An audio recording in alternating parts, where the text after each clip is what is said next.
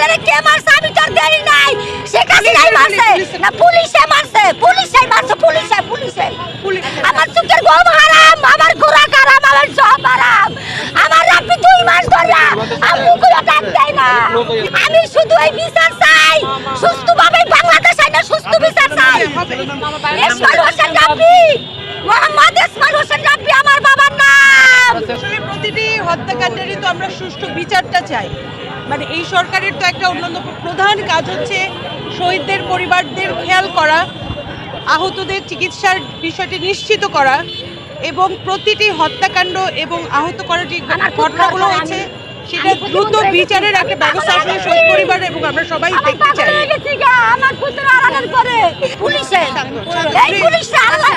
এই আগে রাখতে এই পুলিশে এখনো আছে বাংলাদেশে এই পুলিশদের বিচার স্যার এই পুলিশের বিচার চাই মৃত্যুদণ্ড চাই এদিকে মৃত্যুদণ্ড চাই আমার মুখ খালি করবে।